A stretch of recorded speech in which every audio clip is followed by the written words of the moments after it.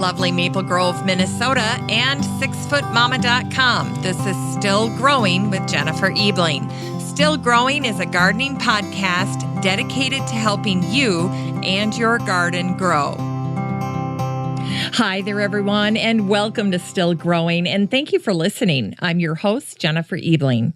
Herbalist Katja Swift joins me on the show today, and we're discussing staying healthy during cold and flu season with plants from your garden. And some of the plants that we'll be discussing today include thyme, sage, rosemary, oregano, bee balm or monarda, lavender, peppermint and spearmint, of course, hyssop, catmint and catnip, basils, my favorite, chamomile, yarrow, garlic and onion, and of course, all the varieties of hot peppers.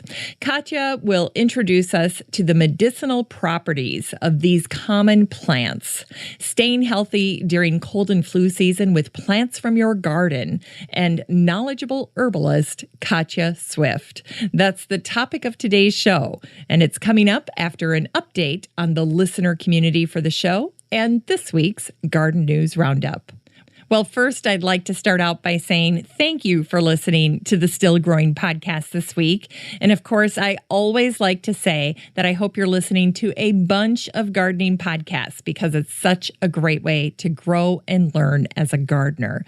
Anyway, I'm truly, sincerely honored that you're spending some time here today listening to the Still Growing podcast. So welcome.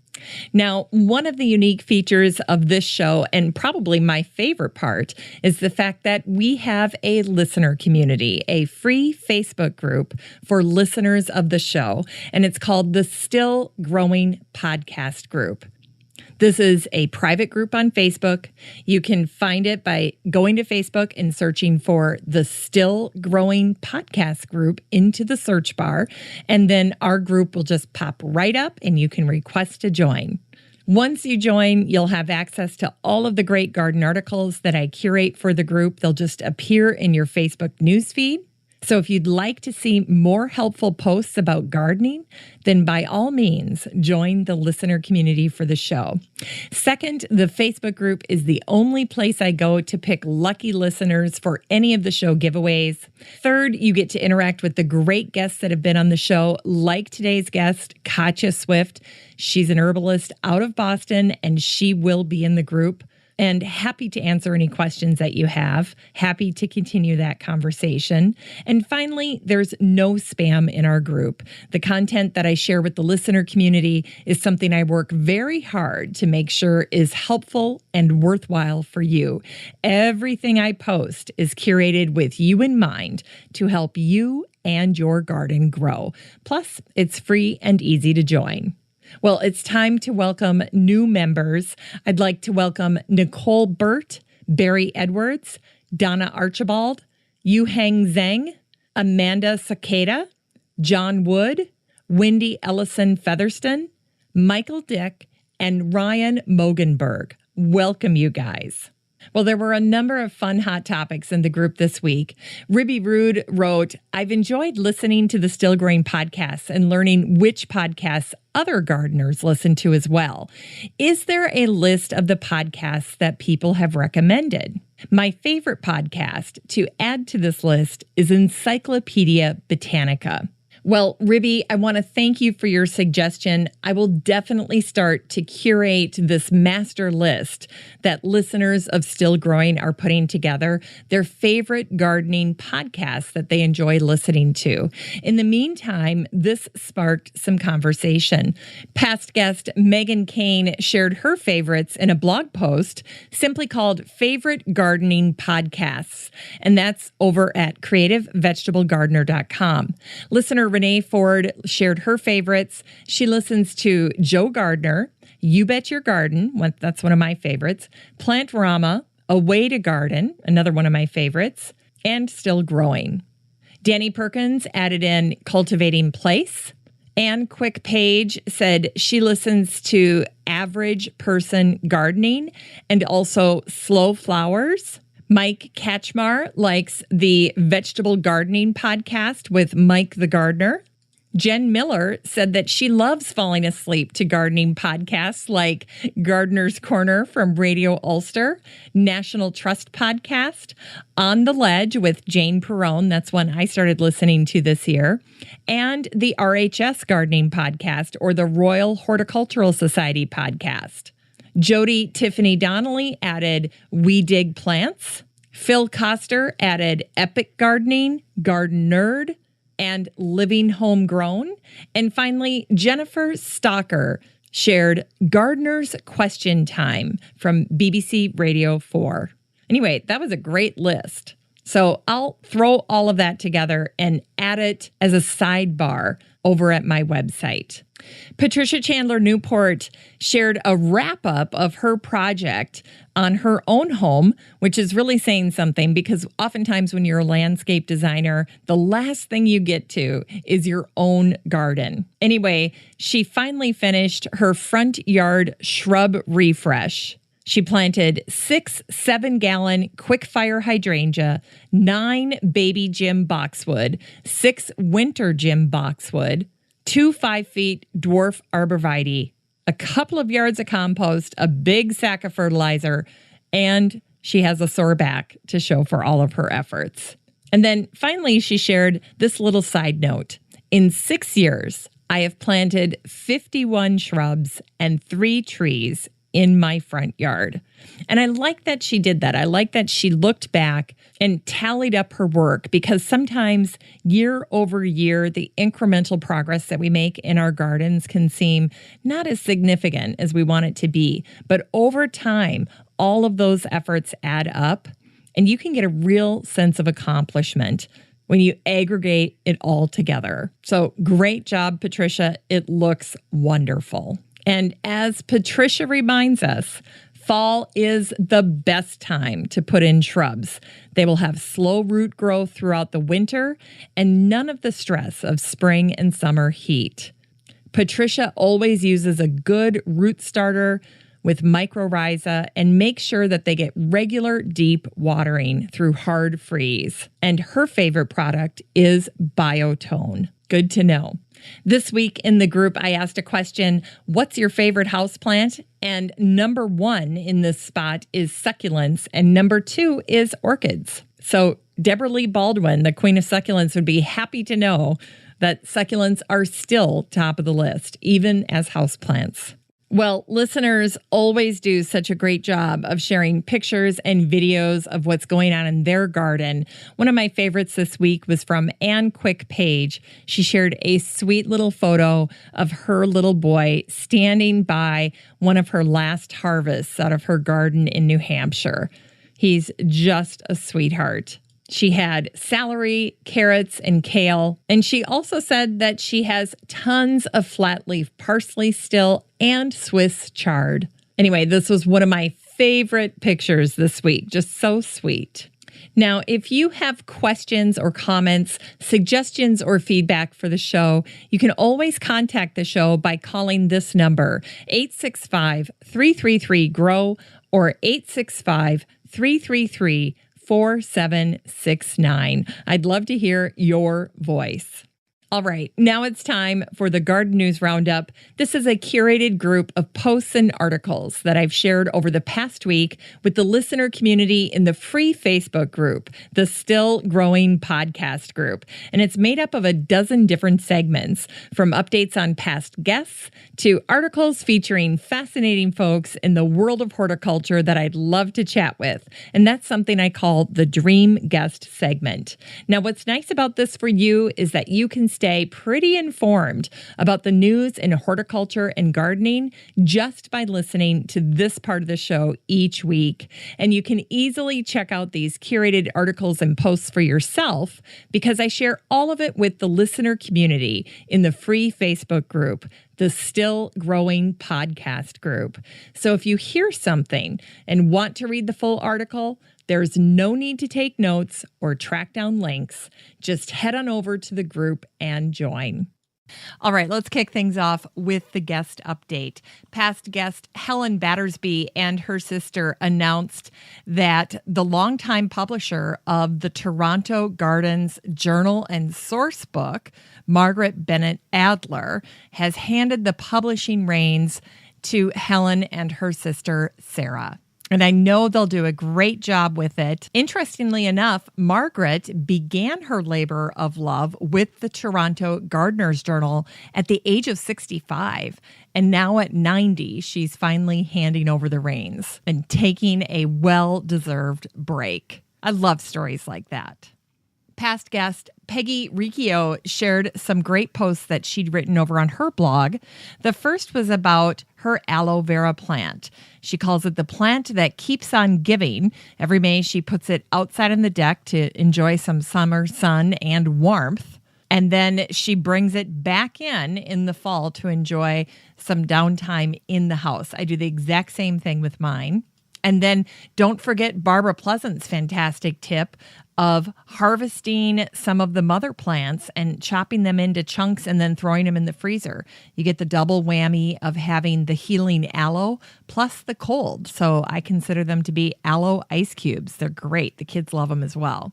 And then finally, Peggy shared another post. This one was about forcing bulbs. She took a class at Northern Virginia Community College and learned how to force paperwhite bulbs. What I loved about Peggy's post regarding forcing paper whites is this little tip that she found. Here's what Peggy wrote. Researchers at the Flower Bulb Research Program at Cornell University have proven that using a dilute solution of alcohol shortens the stems. So instead of having gangly stalks on your paper whites or your amaryllis, adding a little bit of alcohol can shorten those stems.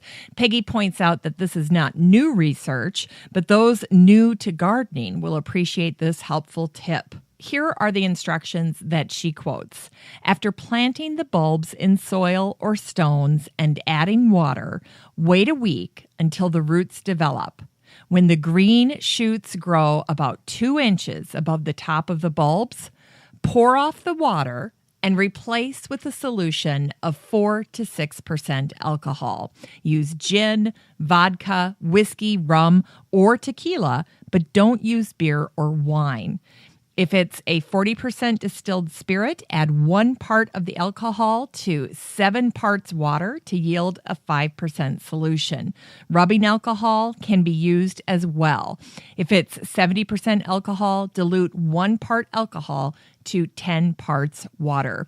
Peggy notes that once you replace the water with this alcohol, from then on, use that solution instead of water for the bulbs. You also want to make sure that the water line is below the base of the bulb so that the roots are drawing in the liquid and that they're not sitting in it and beginning to rot. So that's really key as well. In sustainability, there was a great comic that was showing why you should turn your yard into a mini farm. This was showing a little comic illustration of folks rolling up their sod and laying down a garden. It was a very creative way to get folks to grow edibles. So if you're teaching any type of class on growing edibles, check out this link, check out this comic. It's a super creative way to inspire folks to grow more edibles. And it was shared over at yesmagazine.org. Also in sustainability, Helen Yost shared a great post about what she's calling her forever garden. And Helen refers to her garden as Helen's Haven. I like the point that she's making here. Here's what she said. Helen's Haven is very important to me. And while I'm still kicking in good health and with the willingness to get out there and dig, I wanted to make sure that I had planned well enough so that in the future I'd be ready. I wanted a garden that gave back, not just to be pretty, and one that, when need be, it would be uncomplicated enough that I could direct a mow, blow, and go team to work it. So over the past 5 years, she's slowly been renovating her garden into what she's calling a forever garden. Helen points out that even though right now she's perfectly fit and able to get into her garden, she didn't want to be blindsided. She didn't want to worry not only about her health, but also her garden, because her garden is her sanctuary. It's where she gets her exercise. It's her therapy. It's a real source of health and inspiration for her. Helen says, with a little planning, the worry of who will care for the garden doesn't have to be a worry. She knows that should her health fail, her garden will easily be able to be taken care of. So that's a worthwhile endeavor, something to look into, transforming your garden, if it's high maintenance, into a forever garden. Great article. If you're interested in reading this article for yourself, just head on over to the Facebook group and type in the word Haven for Helen's Haven. And then this article will pop right up. Finally, in sustainability, Anne-Marie Altman, a listener from our listener community, shared a great post called Why Raking Your Leaves is Counterproductive. For most of us, we're through this part of the season, and hopefully you didn't bag up your leaves and cart them off your property, because those leaves are nature's fertilizer. So hopefully you did what I do, which is take those leaves, turn them into compost, add them to your beds, cover your beds nicely, add some to your containers. They're worth hanging on to. And that was the point of this article shared by listener Anne-Marie Altman. Thank you, Anne. In Continuing Ed, there was a really good article that was featured in the New York Times a few weeks ago, and it was called Cure Yourself of Tree Blindness. And I thought this was very timely for us, especially after just having Rex Bastian on the show, where we were talking about caring for our gentle giants, the trees of our gardens. And here was my favorite excerpt from this article. There was a time when knowing your trees was a matter of life and death. You needed to know which ones were strong enough to support a house, which ones would feed you in the winter. Now, most of us are tree blind, a term devised by some botanists. That was one of my takeaways after talking with Rex. And then recently this past week, I talked to another tree expert, and both of them have convinced me that a major goal for all gardeners is to get out in your garden with an arborist and identify all of the trees on your property. That's a very important first step. In that way, you can avoid tree blindness. Also, in Continuing Ed, I shared a truly excellent post from Jane Perrone. Jane is the host of the On the Ledge podcast, a podcast all about houseplants. And she recently wrote a wonderful post that's called 10 Secrets to Successful Houseplants from the Experts. There were so many great tips in this post, everything from how to repot a cactus to how to propagate string of hearts. There were some great tips on feeding air plants, using cat litter to pot up succulents, training a vine to climb. There was a beautiful image of a pothos climbing a wall, and they simply used little clips. And she used an image of Jamie Song's pothos, and what he did is he just simply used outdoor light clips and attached them to the wall and then trained his pothos to climb up the wall. It is so stinking cute, and it's a sensation on Instagram. You've got to check that out. I think my favorite aspect of this article is that so many of Jane's tips were unique and novel, things that I had not heard before. So if you'd like to check out this long list of great suggestions from Jane, just head on over to the Facebook group and type in houseplant. This article will pop right up. In the How to DIY segment, James Wong shared a post that was called Pop Your Own Popcorn. And of course, in this article, he's talking about growing popcorn. And when I introduced this to the group, I said, hey, this is way more fun for kids than growing radish, at least definitely more exciting. I know for my son, PJ, who's a huge popcorn fan, this would really pique his curiosity. So if you've got a little gardener and you want to create a little sensation, a little buzz in your house around gardening, grow your own popcorn. Get Busy Gardening shared a great recipe for succulent soil. That was very popular in the group this week. And what's especially nice about this one is that Amy shared her recipe. So it's not that she's just talking in general about succulent soil, but she actually gives you the ratio of the things that she uses when she's putting together her succulent soil. And then finally, in the How to DIY segment, was a post that got a lot of time, a lot of eyes on it, and it has to do with creating a composting trench. This was shared in Gardener's World. And what you do here is you create a composting trench for your organic kitchen waste. And basically by adding to this trench over the winter, you're adding nutrients to the soil.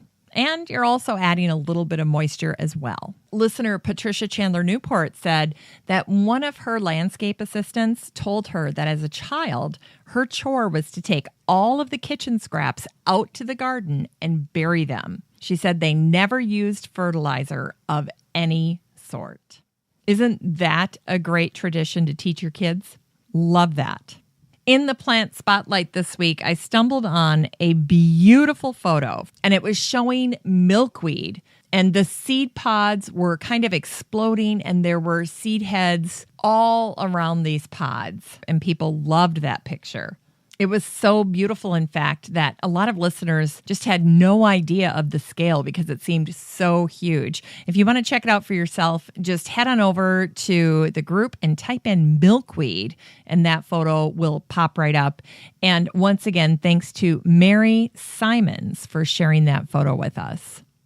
Listener Jody Tiffany Donnelly shared a great plant for the plant spotlight this week, and that was an image of her Amsonia. She wrote, "Who loves Amsonia as much as I do? The foliage is like a beacon of light on a very dreary day." And her Amsonia was just positively glowing in her fall landscape, so I can see why she likes it so much. The website Flowerona shared a wonderful post about cyclamen. It is the houseplant of the month for the month of November. So if you're a cyclamen fan, go ahead and check that out. And then finally, rose expert Deb Kaiser shared her tips for winter rose protection.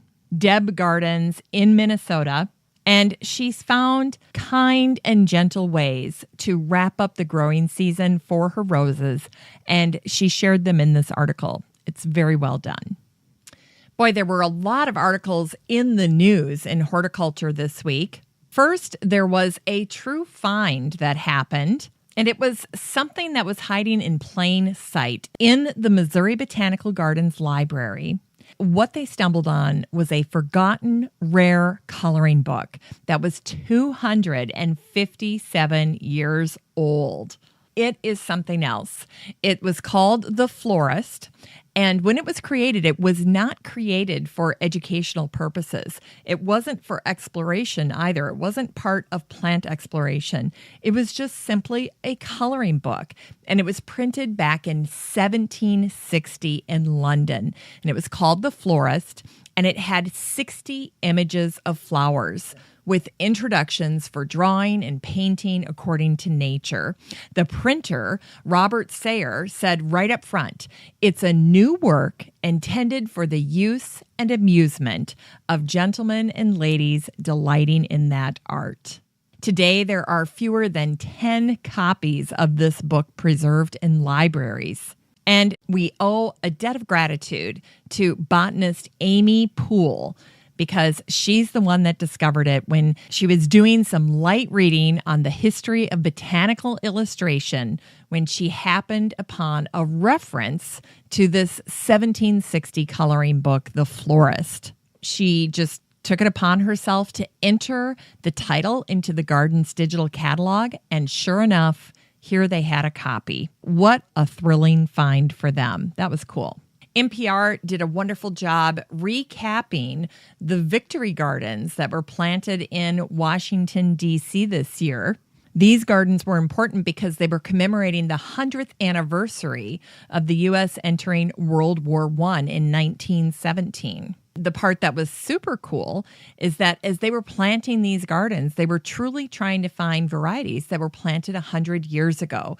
So while many people who saw these gardens around the Library of Congress maybe just thought, oh, that's a really great garden, people familiar with the project could really appreciate the work that went into it. The lead gardener said, we had very detailed pamphlets in the archives that gave us an idea of how to start creating these gardens.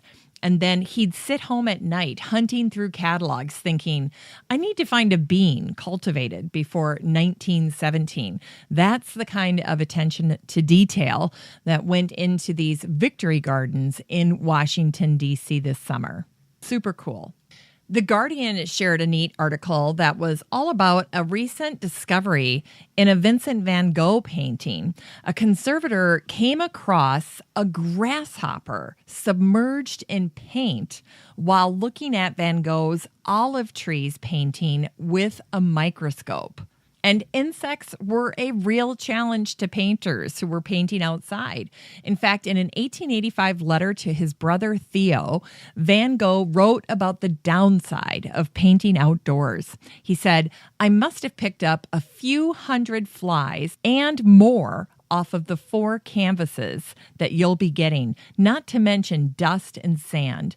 When one carries them across the heath and through hedgerows for a few hours, the odd branch or two scrapes across them. The hazards of painting in nature. In early November, a German man feared that he had found a World War II bomb on his property. So he contacted the police, and it turns out what he thought was an unexploded World War II bomb was actually a pretty big squash. But even the police had to agree with the elderly man that the vegetable definitely looked exactly like a bomb. That doesn't happen every day. In Australia, a giant cloud of bees 3 stories high took over a street in Sydney. Luckily, they got in touch with Vicki Brown, who runs courses in beekeeping. She just said when she was quoted in the paper, I found the queen, and when you find her and put her in a cage, the rest of the bees follow her inside. Anyway, these pictures were pretty cool. People had their cell phones out. They couldn't believe this swarm of bees in Sydney, and it just went up so high. It looked like confetti in the streets. If you'd like to see this image and this article for yourself, just type in cloud the next time you're in the Facebook group, and this article will pop up. Finally, in the news, the BBC reported that 2017 will be recorded as one of the top 3 warmest years. The World Meteorological Organization said it will likely be the hottest year in the absence of the El Niño phenomenon. So if you thought 2017 was pretty warm, you would be correct. In the Dream Guest segment, listener Beth Engel shared a film that I thought was absolutely fantastic, and you should take a second to watch it if you get a chance. It's all about microsculpture, which has to do with the insect photography of Levon Biss.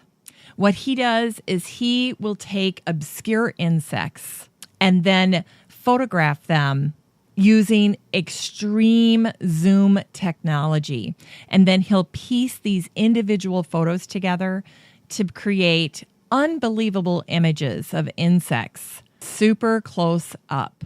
Everything about this video was amazingly captivating, and that's why Levon Biss makes the Dream Guest segment this week. In science, MIT engineers have created sensors that can be printed onto plant leaves and then reveal when the plants are experiencing a water shortage. Now, when I saw these tiny little sensors, they reminded me of the little dots that people put on monarchs for Monarch Watch. So these are not huge. They're just very, very, very tiny. And you put them on the plant and then they change colors and let you know when your plant needs water. Patricia Chandler Newport said, I need these for my clients. for all the times she hears, "I swear I watered. Why are my plants dead?" Ugh, the curse of landscape designers everywhere. Also in science was an interesting post shared in sciencemag.org. This was a finding about ants. It seems that ants are capable of brewing up their own pesticides from tree resin, and they use this antibiotic cocktail to protect their colony. In other science news, there was a wonderful article about bees, and it was talking about what does smoke do to bees? Why does it work so well? And here was the finding. Bees assume that smoke means fire. They start consuming honey. That makes them calm and lethargic because they've been gorging on honey. And that makes them easier to work with. So that's why smoke works so well with bees.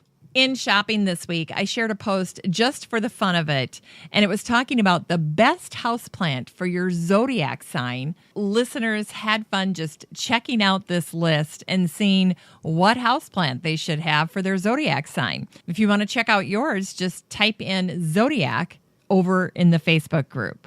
Also in shopping was a great book review of one of my all-time favorite books. It's Botanical Style by Selena Lake.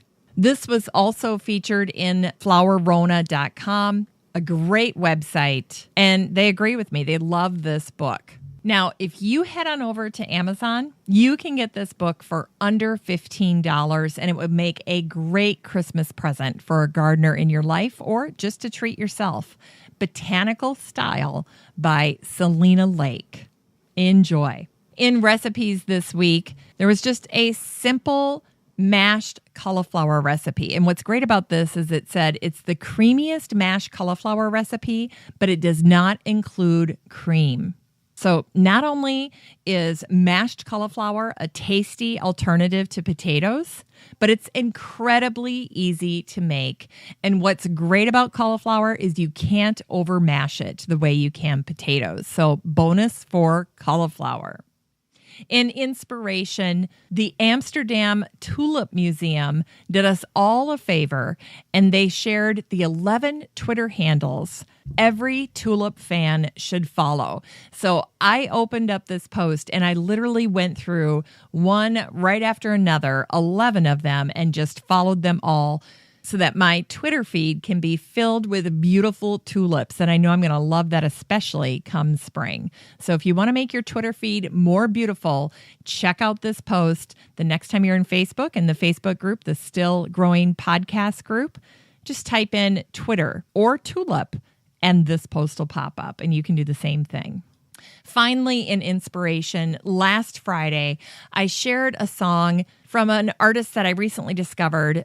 And she goes by Yeba, which is Abby spelled backwards. But her latest release is a song called Evergreen. And I just love that song. And I thought it was a perfect title for gardeners, a song that could be on your garden playlist. So check it out. It's in the group. The song's called Evergreen, and you can listen to it just by clicking on that post.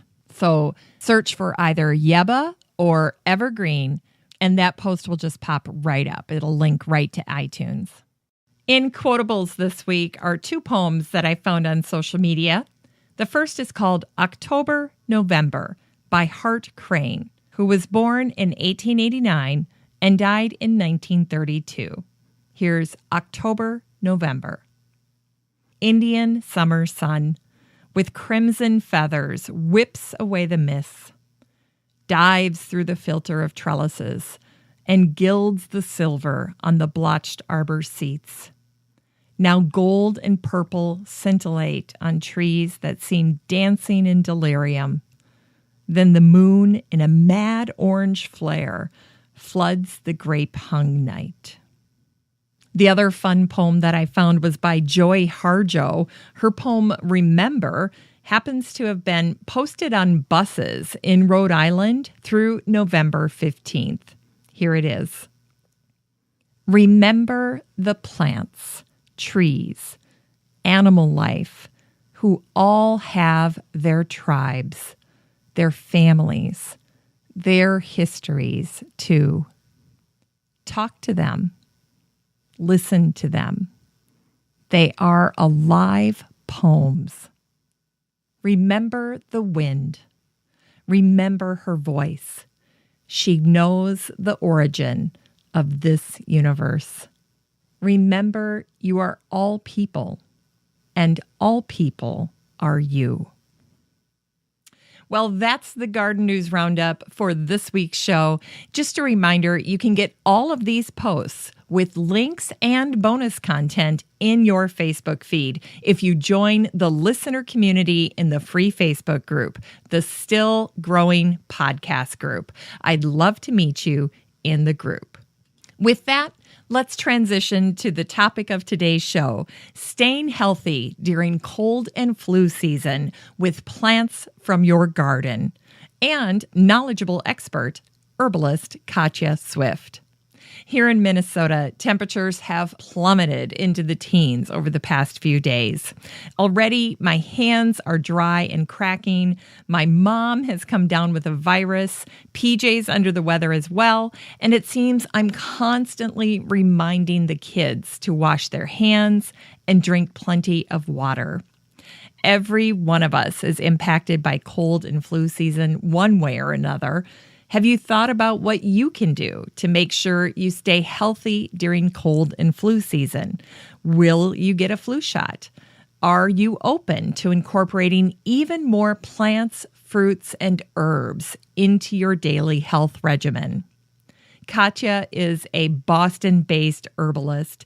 In fact, she co-founded the CommonWealth Center for Herbal Medicine in Boston, Massachusetts. And in fact, it's right by Fenway Park.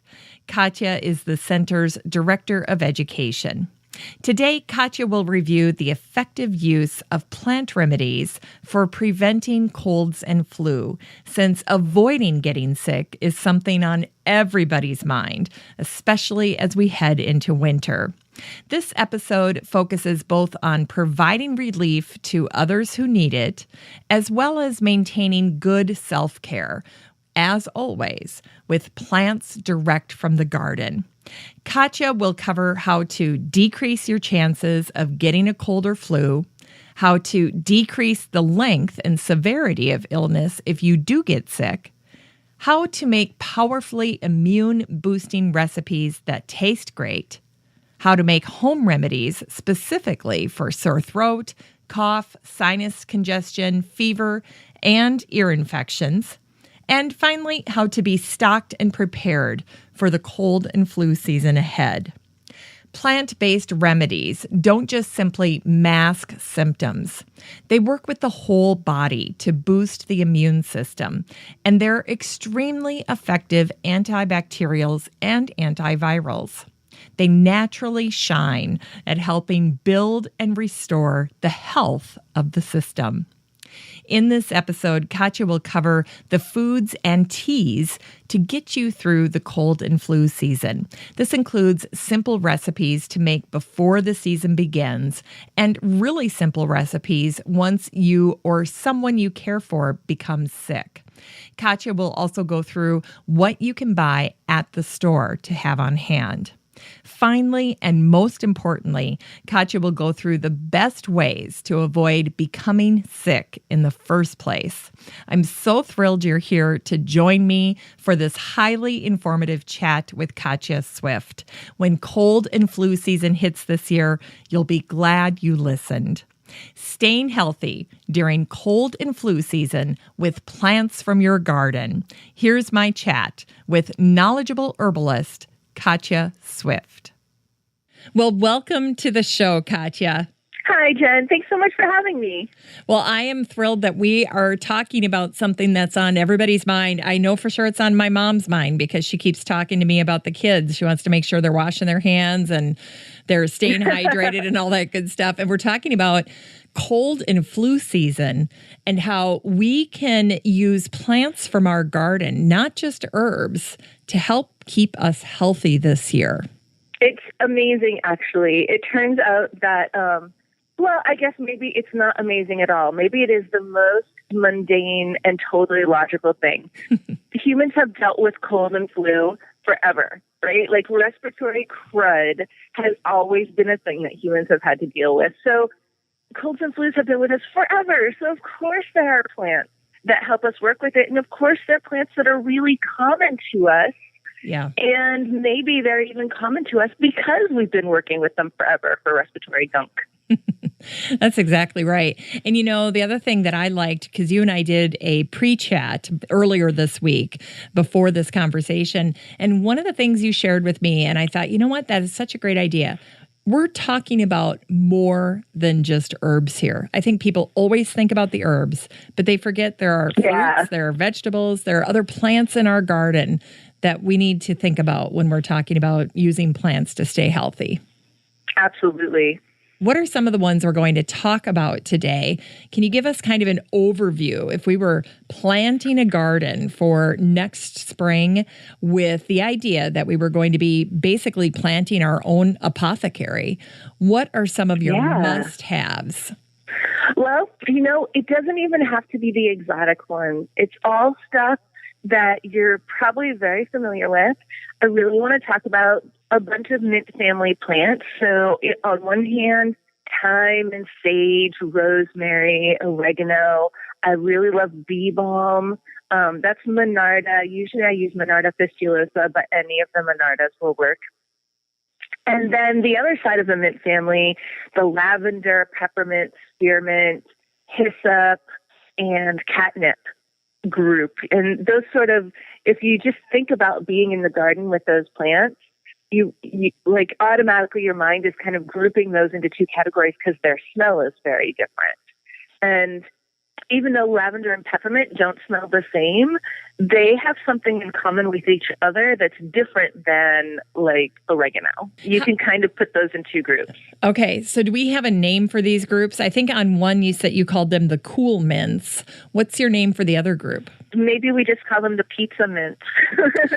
I love that. A lot of times when I'm referring to cold and flu medicine, I'll talk about it in terms of pizza seasoning or spaghetti sauce seasoning.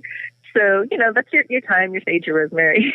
Oh, that's fantastic. Yeah. Okay, so we've got cool mints. The culinary mints. Okay, okay, I like that. Cool mints. I'm going with pizza mints. I'm all there. I love it. Pizza mint, right? It's fantastic. It's fantastic. So then we have some flowers that are really, really handy, and that is chamomile and yarrow. And one actually that we didn't mention, and I can't believe that we didn't talk about this yet already when we were doing our pre-talk, but also rose, which probably lots of people have in their garden already. Yes, and absolutely. Then we have some vegetables, because believe it or not, vegetables totally fight colds and flu. And my three favorites here are garlic, onion, and hot peppers. Any of the varieties of hot peppers are fine, whichever one you like that. One of the things that I think it might be nice to get out of the way before we start doing a deep dive on how to use these things is kind of maybe a mental block that some people might have about ingesting or eating some of these things that they're just maybe even not familiar with, even though some of them are pretty darn common. Right. We talked about this just a little bit, that there's a little bit of a mind block or a mind blindness we can have. We, maybe don't think twice about taking an Advil or Motrin, if something hurts. But when we say, hey, drink this tea, people sometimes are like, wait a minute, what am I doing here? So how do we overcome that? How do we overcome that? Well, it's really funny because we're very selective about that block, actually. We're fine eating broccoli, but, just eat that chamomile. That might seem really strange, at least to an adult. Chamomile is one of the plants that I love to work with for kids who have ADD. And the kids think this is the best thing ever. And sometimes parents look at me really funny. But for kids, that is like a license to just go wild. Just run out there, get all your energy out. But also it's really freeing as a child to just go out and just eat those plants right with your teeth, I'm going to chop that chamomile. But we get to this point as adults and we're like, I can't eat a flower. That's weird. And it's not weird. It's actually really fun. But we don't actually, everybody feels fine about chamomile tea. Yes. That seems normal. So it's just all these different degrees of like what we've been socialized to think is normal or exotic or weird, or we just don't do that. But a lot of these plants actually are super effective, and even perhaps most effective, just by inhaling their steam. And you don't even have to drink it as tea or eat it in your food. So that is one way that, like, if you feel comfortable smelling that plant in your garden, then all we're going to do is like intensify that smell a little bit in a steam and have you breathe that in, and that's going to be fantastic medicine. So it's a really nice starting point. I like that. So you're getting the aromatherapy benefits, but you're enhancing it by heating it up. Right. All right. Let's go through group 1, which is the pizza ingredients. Yes, the pizza group. The pizza group. So all of these plants are fairly interchangeable.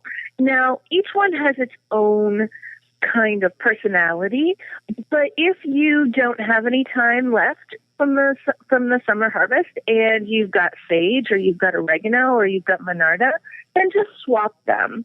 In this regard, they're fairly interchangeable. Okay. And for cold and flu, the part that we're really working with is the smelly part. The smelly part is made up of volatile oils, and some people would know them with the word essential oil. Yeah. And basically, it is a very easily evaporating chemical, organic chemical, naturally occurring chemical that is in the plant. And those chemicals across the board tend to be very antimicrobial. And in this particular group, the pizza herbs, they are specifically tremendously antimicrobial against the type of pathogens that get into our respiratory system, whether that is cold viruses or flu viruses. And in fact, even against some of the bacteria that are a little bit more serious when you get like the pneumonias and stuff like that. Okay. I mean, of course, if somebody had tuberculosis, obviously go to the hospital and get the antibiotics and all that stuff. Yep. Like, I wouldn't just be like, oh, it doesn't matter how bad your lung infection is. You can just pull out your pizza herbs. Yeah. But the nice thing about this is that it is going to be effective. And even if you decide that your particular respiratory infection is bad enough that you need to go and get pharmaceuticals, you can still do this kind of an herbal steam because it's just a helper. This is like natural Lysol. It is killing the germs on contact, and so that means it's making less work for your immune system, or if you did decide that you needed a pharmaceutical, then it's just helping that pharmaceutical do the job. There's no interaction here with the inhaled constituents of the plant. So I love that. It is like totally safe for everybody. So let's talk about how to do it. Yeah. So this is going to be an herbal steam, and that means that you don't have to ingest these plants at all, although if you want to, please feel free, but you don't have to. We're just going to breathe it in deep down to the bottom of the lungs. And the process is very simple. You're going to take a big pot of water, big soup pot, and fill it up with water and bring it to a rolling boil, like a really strong boil. And just empty, just with the water, nothing else in there. While you're doing that, get yourself a towel or a heavy blanket and a pot holder and a handkerchief. That part's really important because your sinuses are definitely going to clear out. You're going to need the handkerchief. Okay. And get that already on the table. And then get your pizza herb.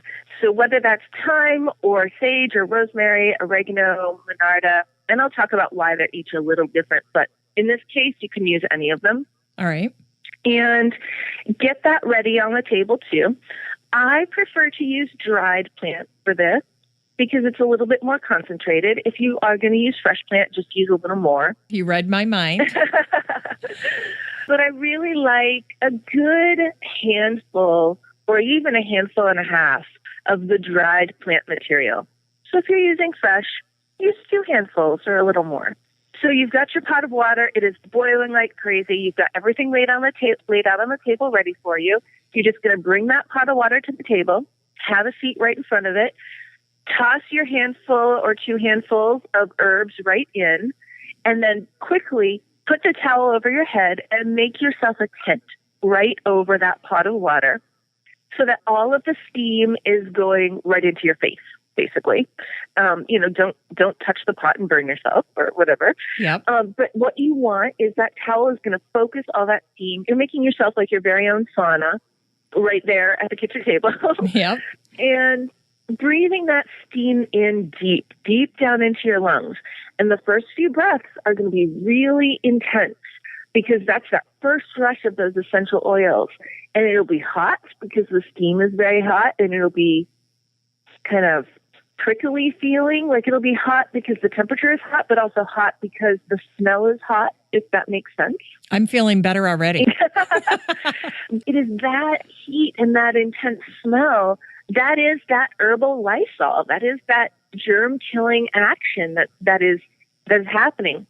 So you want to breathe that in as deep as you can, because the funny thing about germs is that just like anything else, they want to survive, and so they will struggle to do that. And a lot of people kind of breathe very shallow. But in this case, you want to breathe deep, because if you don't, the germs will just go down to the bottom of your lungs and hang out there until you finish, and then they'll come back. Okay. Breathe all the way down to the bottom of your lungs. And do this until it stops being smelly. And that's really only 5 or 10 minutes. So then you're done. You'll have to blow your nose several times along the way. That's great. Especially if your sinuses are blocked, you'll feel very happy. Yeah. And when you're finished, then just take that water. You can drink the tea now if you want to. Unless you dripped a bunch of snot in it, then that probably wouldn't be very delicious. No. But otherwise, you can wait till it cools and give it to your plants. They will love it. Oh. Your plants love tea, too. It's got lots of nutrients for them. So either you can drink it or you can let your plants drink it. Okay, now we're just showing off. You know what I was wondering as you were saying all this is, as you're talking, I'm starting to breathe deeply because I'm imagining being in this tent and breathing all these herbs in. And I'm just thinking, I wonder how many listeners are right now taking deeper breaths, imagining themselves over this pot. We should really do that every day. So maybe we should just listen to this part of the podcast every day and then remind ourselves to breathe deeply. You can do this whether you're already sick or if you're at work and like Dave from accounting sneezes on you and you're like, oh man, I can't be sick this week. Yes. Just as soon as you get home, just do it prophylactically. You could do it every single day when you get home from work during cold and flu season. Yeah. Let your kids do it with you. Yeah. If your kids are really small, then it's particularly great. Obviously, it's a little bit hazardous for very small children because the pot is really hot and you don't want them to burn themselves. Yep. But you can take a blanket and make a tent out of your kitchen table. And that's going to be big enough for you and your smaller children to get underneath together so that you can be protecting them from the hot pot, but you're still trapping in the steam in the air. It's not quite as intense, which will be nice because the kids, they don't want it quite as intense as an adult maybe would, like, oh, it's good for me, I'll just do it. But it'll still trap that steam in there so that the kids can breathe it in. And then you don't have to worry about them getting burned because you're right there with them. Okay, I like it. This is kind of a menthol activity is what we're doing here. It's actually, so if to be really exact, menthol is a chemical name. And to be completely exact, this is Thymol.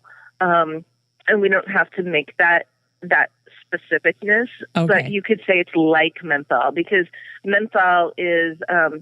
predictably, it's in like peppermint and stuff like that. Yes. There is menthol. There is actually the chemical menthol in these plants as well, in the pizza plants. It is not nearly in as high of concentration as Thymol and a few other constituents. The chemicals are very similar. They're all the same category of chemicals. And you're saying thymol? Yes. Is that Thy? Thymol. Okay.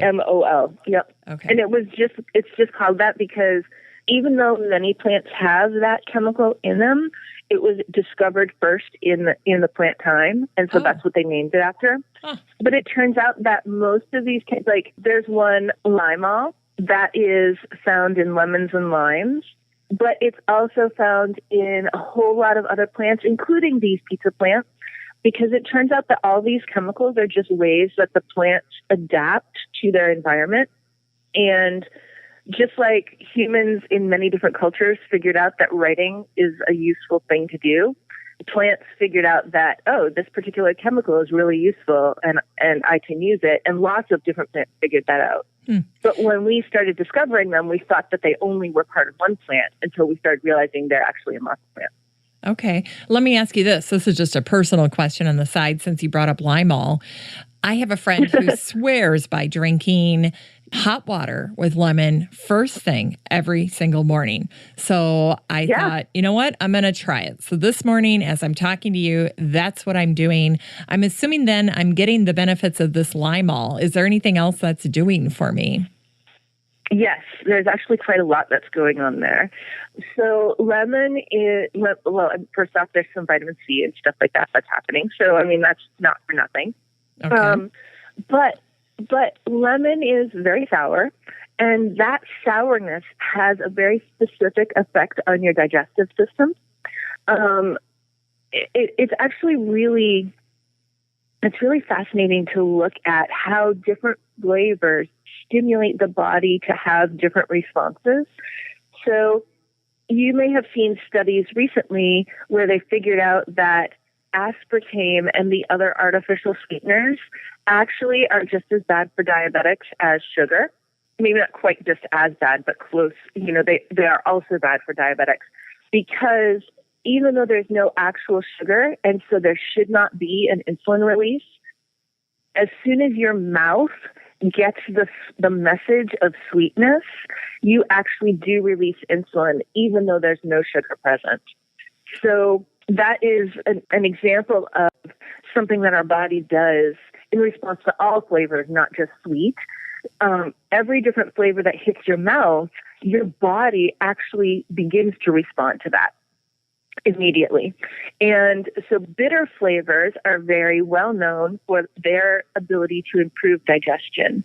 And the hypothesis on that is that many things that are bitter are poisonous. Not everything that is bitter is poisonous, but things that are poisonous are also typically bitter. Okay. So the hypothesis is that the body is preparing to eject the poison and it wants to break it down as fast as possible so that it won't hurt you. And that's why it improves digestion. We don't know if that's true or not yet. It's just the current theory. Oh, interesting. So when you have something sour, that also is improving digestion, but the theory on why that is different than bitter. And that one, we don't have a concurrent theory yet about it. There's a lot of disagreement. But so when you eat something sour, a little bit more mildly than bitter, it stimulates your digestive system. And having that set up right off the bat in the morning is actually really great for your entire hormonal cascade. And those are two words that you might not think to put next to each other, but they do go together because so many of your hormones are involved in digestion and metabolization of food and energy. And those hormones are actually more important in your body than the thing that we usually think of when we say the word hormone, which is estrogen and testosterone. I was just going to say, I think you've been talking to my husband because he'd be like, hormonal cascade in this household? Absolutely. But the thing is that those hormones are actually so much, even though they are the big thing that we think about, they're actually just nearly irrelevant in terms of our body. Insulin is the number one hormone, and this is my determination. Science has not said insulin is the most important hormone in your body, but I've decided that it is. And I think that, at the end of 2017, when we list the top 10 whatever, we should list the top 10 hormones, and insulin would totally be number one. But the reason is because if it's wrong, you die like really fast. So to me, that seems like the most important hormone. And all the rest of them line up based off of those big hormones at the top, insulin and cortisol and whatever. So by having your lemon water every morning, what you're really doing is manipulating your hormone levels into a really healthy place. But you're doing it by setting up your digestive system instead of trying to do it by taking a hormonal supplement or something like that. I like it because I get to be the one manipulating my hormones instead of them manipulating me. Exactly. The other cool thing about lemon is that it does have some nice beneficial effects to the liver in a fairly gentle way. And that's the other way that you can manipulate your own hormones, because when your hormones are done with their work, they get sent to the liver to be broken down. But you can imagine, like on the set of The Tonight Show or any of those shows, they've got a green room and all the guests are hanging out in the green room, making jokes and talking to each other and doing whatever they're doing, eating snacks. And they're just waiting for their turn to go on the show. Well, it's like that with your liver. All the hormones are just waiting for their turn to get broken down. But the job of a hormone is to tell you a message. And it doesn't stop talking just because it's in line to be broken down. It's still talking. It's still chatting with its neighbor, saying its message, doing whatever. So that means that if your liver is not functioning up to speed, then your hormones are hanging around your system longer than you really want them there. You're done with them. You want them to be broken down, and it's just not happening yet. So by every morning giving your liver a little push and saying, hey, let's stick right on top of it. Let's do what we got to do. Then you're actually helping your whole system to, you're setting up your digestive hormones for the day in a positive way, and you're clearing out old hormones that you don't need anymore. It's really actually a very elegant thing, but it's so simple. It's just lemon water. Huh.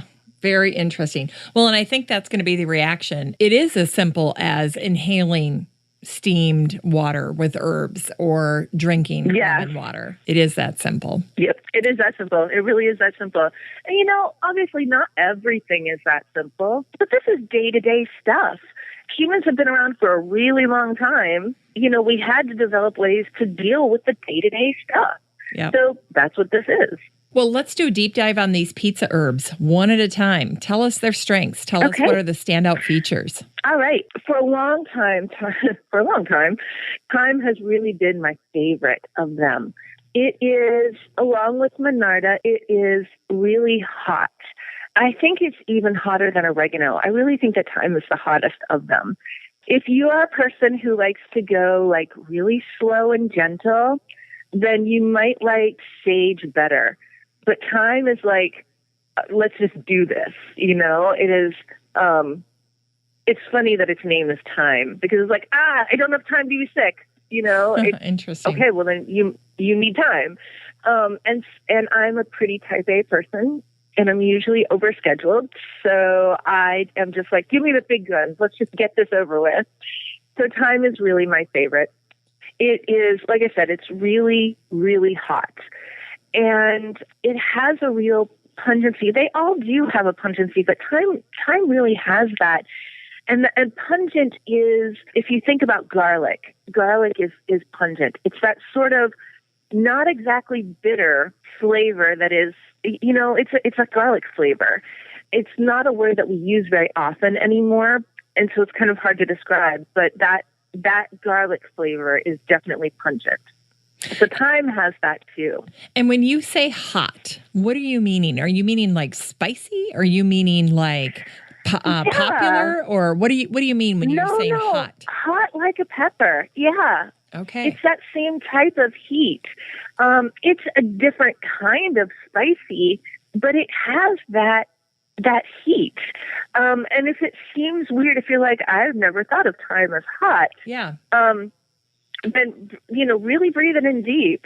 Even if you just have some dried in your spice cabinet right now, if it's good quality, you can just open it and smell it and be like, oh, actually, she's right. It's hot. Okay. It just feels hot on your mucous membranes. You said something right before we got started today. You said all herbalists love mason jars.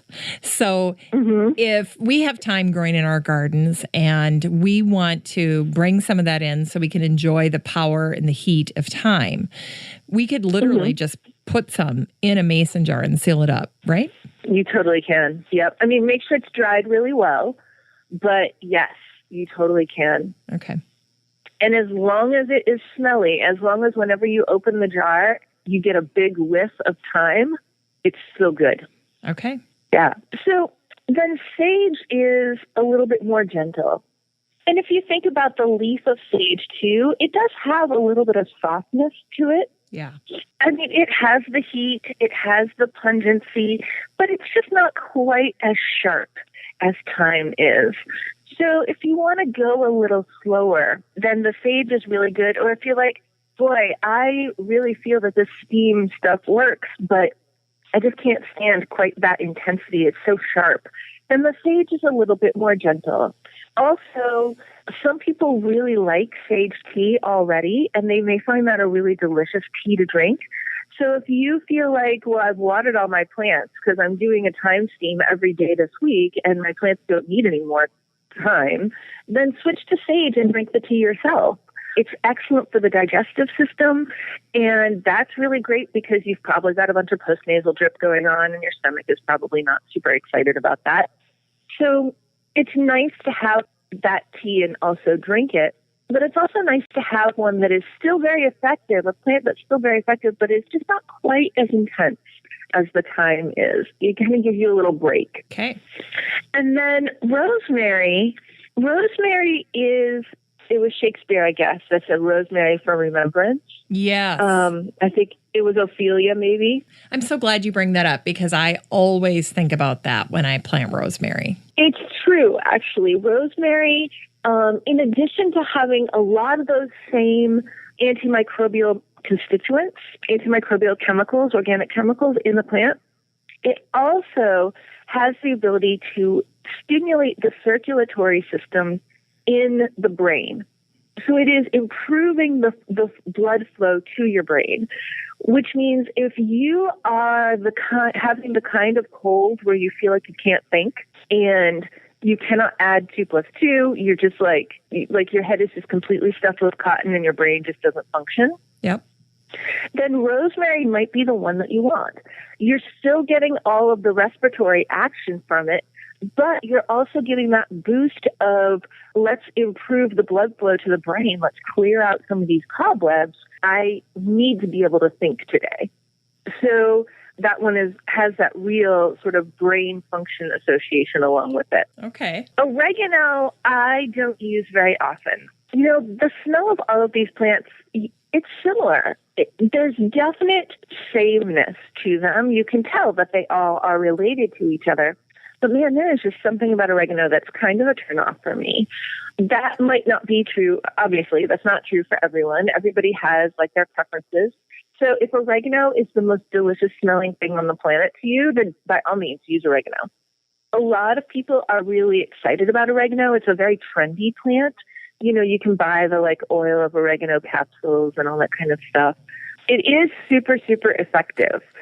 But I just personally don't love the smell of it, so I don't use that one as often. It still has all the excellent medicine. So my point here is that if there is one of these plants that you just like, use that one. Okay. And if there's one that you don't really like nearly as much, then don't use that one. Use one of the other ones instead. All right. It's totally fine.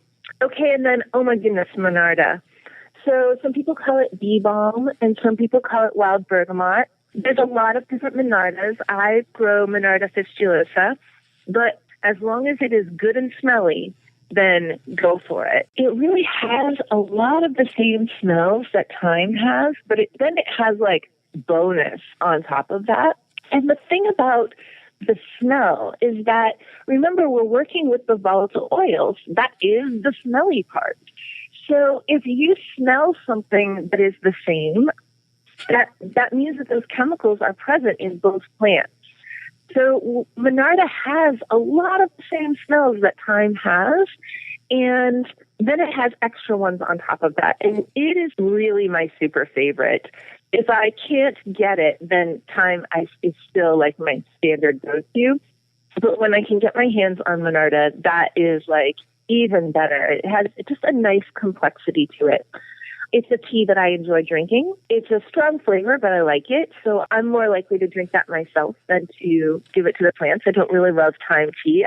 I give that one to the plants almost every time.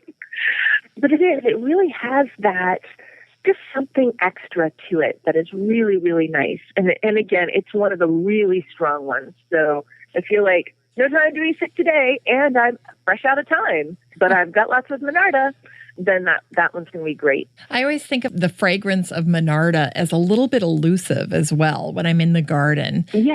What is it about that? I don't know, but it's awesome. Yeah, it is. You know, the first time you plant bee balm, I mean, I was sitting on the ground. I still remember it. The first time I was planting it, and I caught a whiff of that bee balm, and it's just so heavenly. I just about passed out. I loved it. I fell in love with it immediately. It really didn't matter to me what the bloom looked like. At the time, there was no bloom, but that fragrance was just so incredible. Yeah.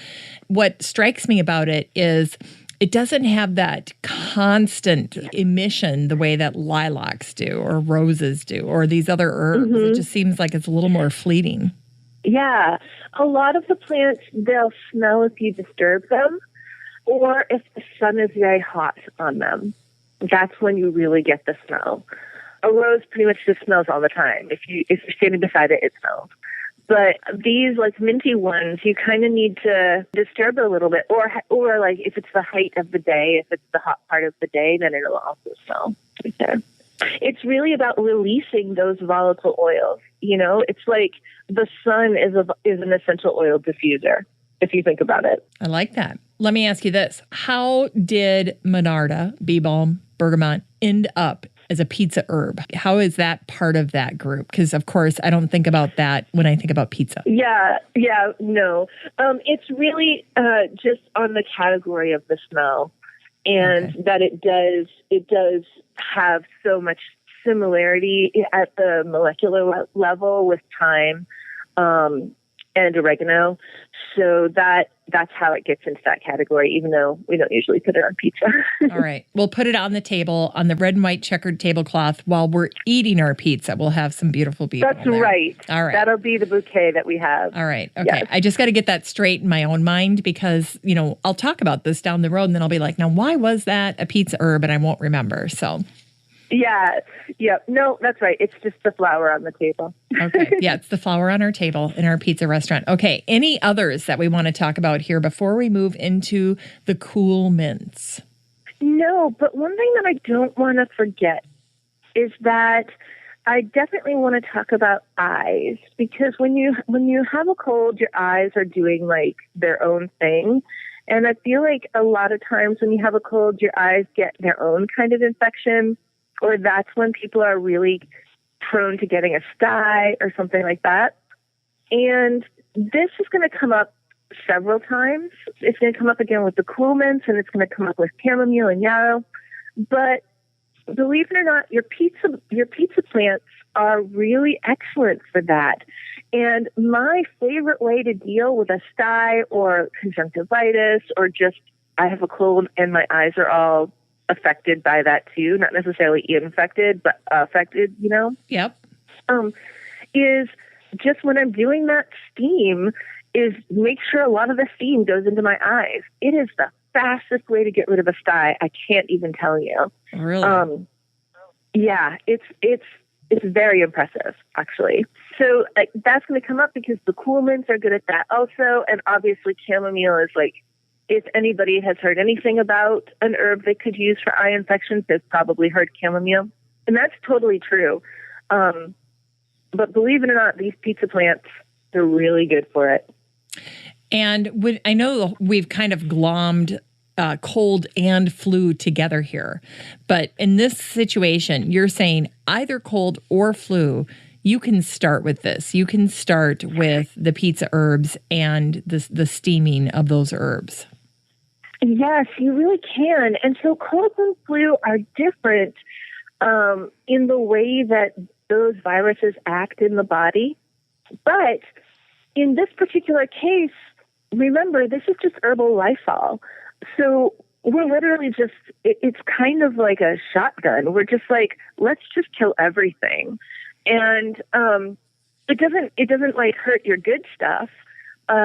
Humans have been in relationship with the pizza plants for, as long as Italy has existed. So, there's no Italian recipe that doesn't have all these plants in it. So over time, our bodies and the bacteria and probiotics that should be in our bodies, they adapted to, the type of environments that we like. And so we don't have to worry too much about these culinary herbs damaging good stuff.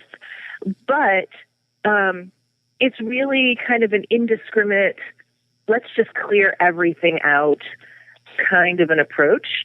And that's why it really is very effective against both. Okay. So this is, you would consider it maybe like if we were going to tier these things, this would be like tier 1, level 1, start with this. Mm-hmm. And you can start with this even before an illness starts. In fact, I would definitely recommend that you do that. Okay. I have to say, as a gardener, and I'm sure there's a lot of people listening going, yes.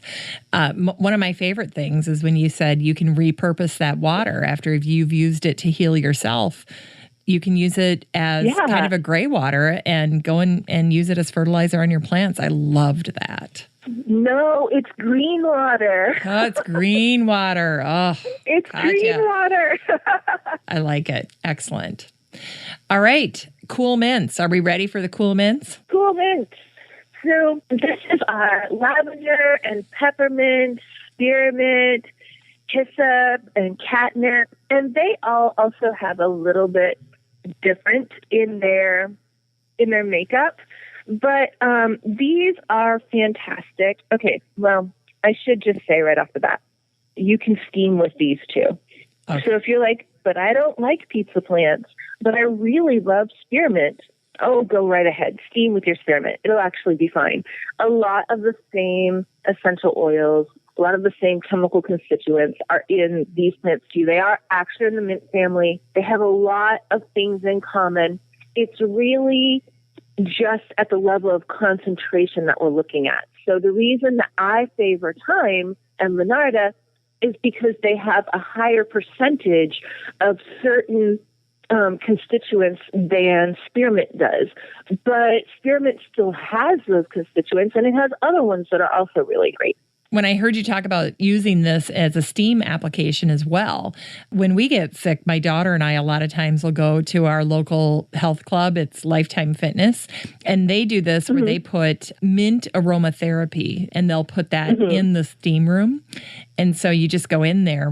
I always like to go in there when I'm sick, and I'll sit there and I can just feel like my ears open and my nose open and my sinuses open. And for, the few minutes that I'm in there, I feel like I get so much relief. It's like, oh my gosh, I remember what it feels like to feel good again when I sit in there when I'm sick. Yeah, absolutely. And so if, the bottom line here is that the best medicine is the medicine that you'll actually take. And if you're like, well, gee, Katja, I hear you. I believe you that it's effective, but I hate it, and I'm just not going to do that. Then do it with whatever you love. If you love lavender, go bananas. So I don't want you to think that you can't steam these cool mints either. You totally can. But you like to do something different with them? I kind of do. I really like these guys when there's any kind of fever, and just to help get things flowing in the body. They have a lot of stimulating action. And of course, when you're sick, you just want to huddle up on the couch or in your bed and not really move. And that's actually great. In fact, sleep as much as you can.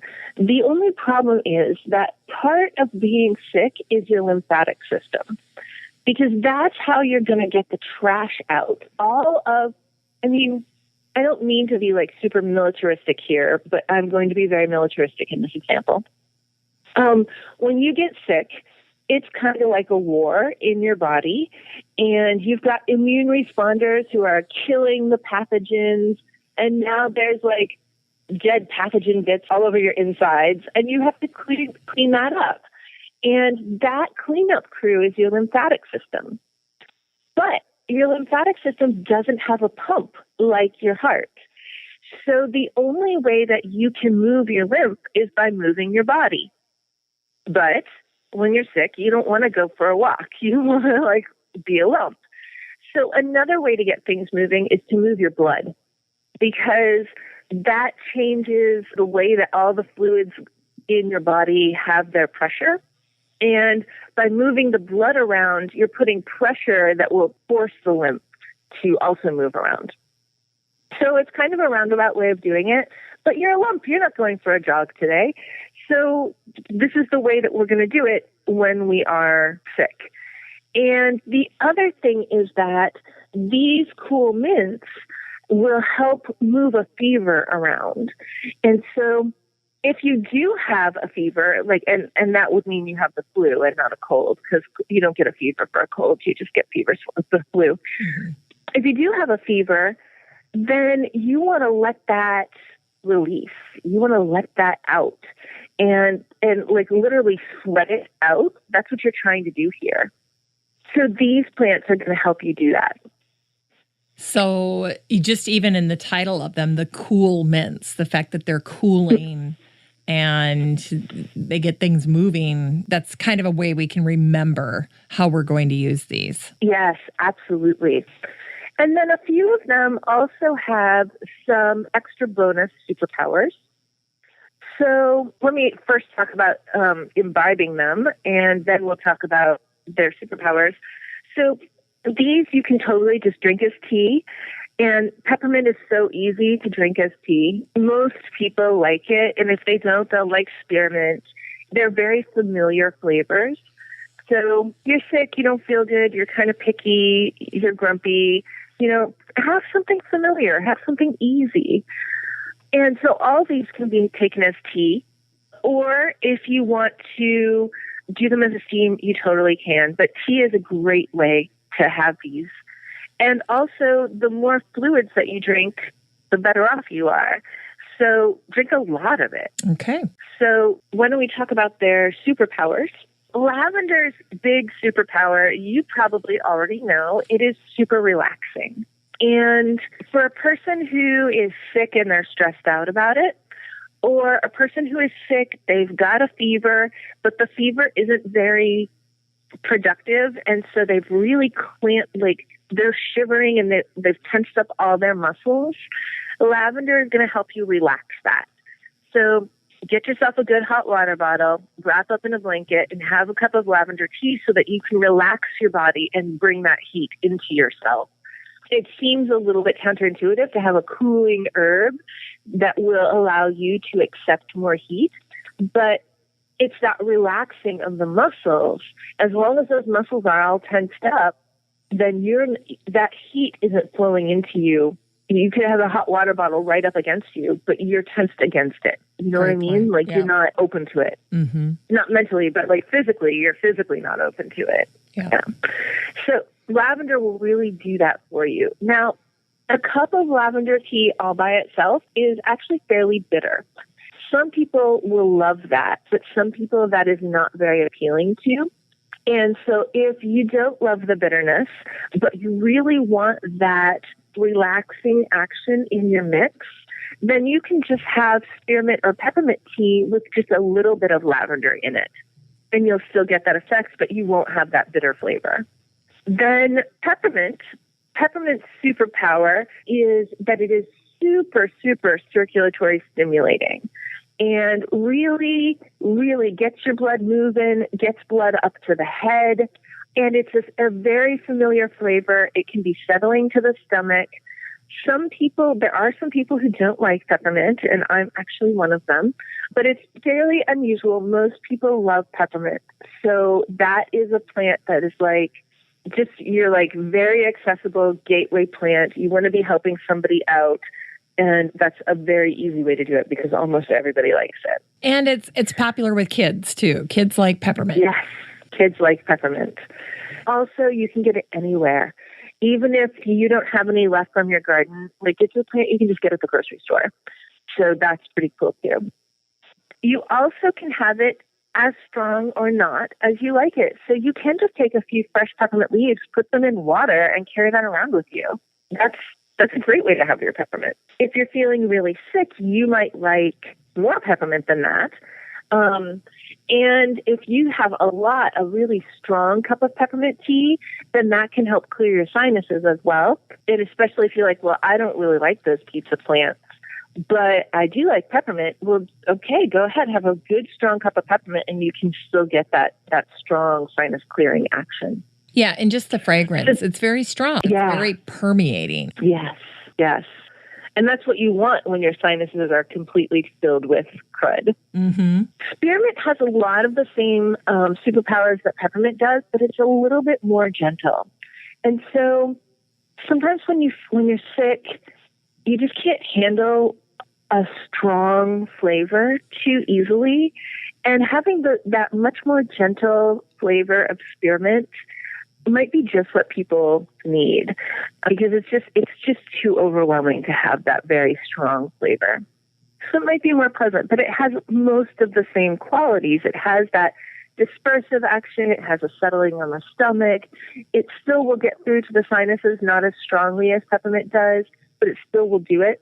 So if peppermint just feels like too much because everything is just cranky and grumpy and I just don't want that much, then spearmint can be more gentle. So spearmint is to peppermint the way sage is to thyme. Yes, very much. Yeah. And then hyssop, there's a lot of hyssops out there. And lately I'm a huge fan of anise hyssop. And I think that actually is pretty trendy in gardens right now too. But anise hyssop is, and really all the hyssops, they have that movement that peppermint has, that really kind of strong movement, but they don't have that peppermint flavor. They have a very distinctive, different flavor. And I think that's why I like them so much, because they have a lot of the same actions that peppermint has, but they don't come with the peppermint flavor, which is what I don't really like about peppermint. Oh, okay. So that really appeals to me quite a lot. Hyssop also is lovely when there's a cough involved. It's really soothing for coughs. And then catnip. Chamomile gets listed this way too, but catnip is really excellent. It's good for whiny babies and adults who are acting like whiny babies.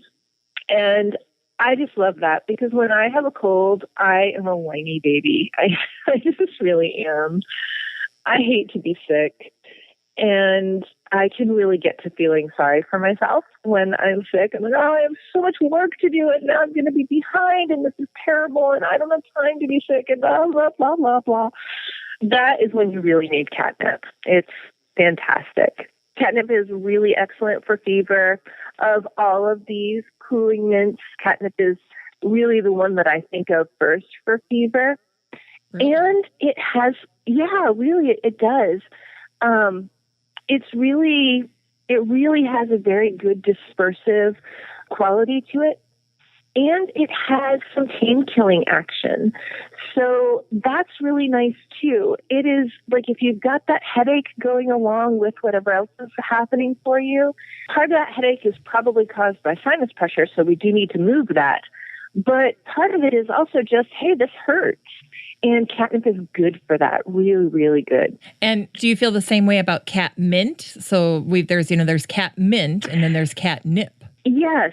So recently we've been planting catmint, and I really like them pretty interchangeably. They taste a little different. I don't put them in the same jar when I store them, but when I'm making tea, I kind of reach for them interchangeably. Okay. So with the pizza group, we were doing the steam. With this group, with the cool mints, is there something else you want us to do with them, or you want us to do the steam application as well? How do we use them? You definitely can do steam if you want to, but I really like tea. And the more tea you can get into yourself, the better when you're sick. Just fluids are actually really important. Again, all of that immune action, it's got to get filtered through your kidneys. The more liquid that you send, the easier that job is for your kidneys. So drink it as tea. You can steam with any of these, but get your fluids in, drink these guys as tea. Okay. So now let's pretend we're talking to someone who has never really used herbs in this way. Can you walk us through, what is your recommendation? How do you make this tea? Well, so first, you can grow these plants and just dry them. And to dry them, you really can just put them in a brown paper bag in like your attic or like in your garden shed, wherever it's going to be really hot.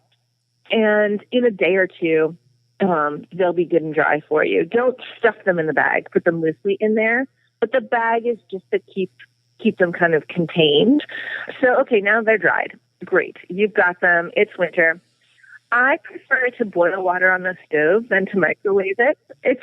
I think it's just personal preference. If you are going to microwave your water, then just get the water hot first. That's the first thing you want to do, is have boiling water.